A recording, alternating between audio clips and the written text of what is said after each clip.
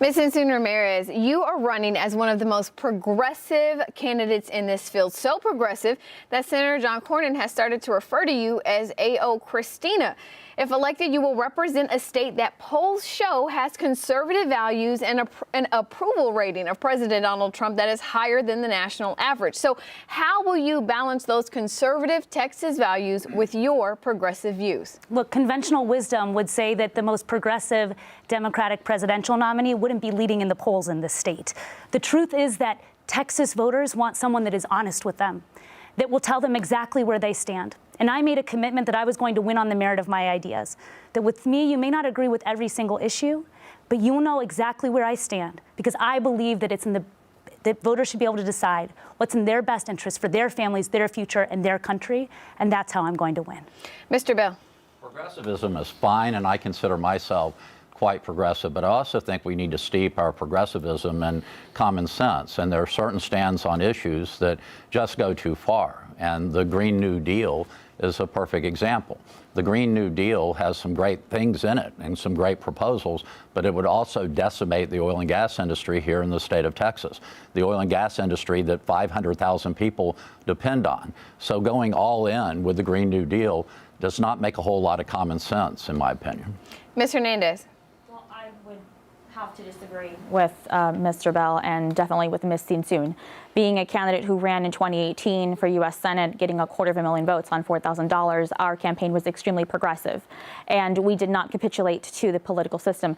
Unlike Ms. Tzintzun and Ms. Hagar, I wasn't recruited to run. I was compelled to run for U.S. Senate, and I do it on my own merits instead of going about talking about how I was part of the 2018 campaign for U.S. Senate, raised $80 million, and then lost to Ted Cruz.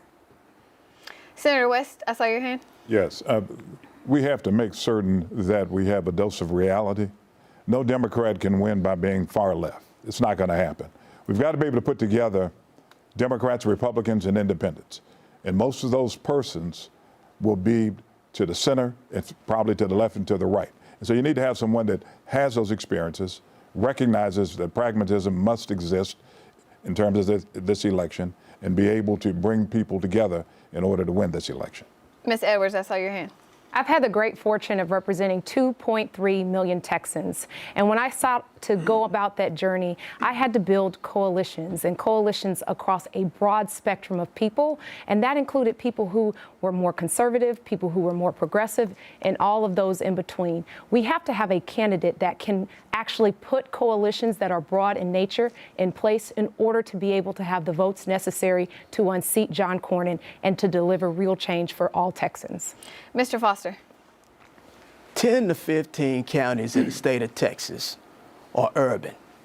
The rest are rural. You know, most of our candidates, as I said before, are out of touch with rural counties. They need someone who can go to those counties and talk to them about getting their money back and investing in their communities. Mrs. Hager, your name was invoked earlier. Do you have a response? You know, I grew up in a very blue-collar family in a rural town called Leander, which is now a suburb, but 35 years ago was definitely rural. And as I drive through all the rural counties, you know, I don't think that it's about progressive versus moderate. I think it's about being able to deliver bold ideas in a pragmatic way that shows people how we are going to help them keep food on the table and a roof over their head without having to work 60 or 70-hour week. That's how we're going to win. Colonel Harris. Yes, I've been traveling out in West Texas a lot. Very red, very red. And I talk to people who claim to be independent but have always voted conservative with the Republican Party.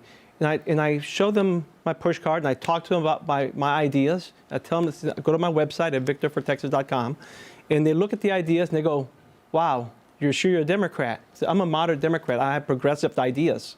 And it resonates. I think I can bring that part over to us, because it's not going to be about how much money you can shove down media so that you can get elected. It's going to be about ideas.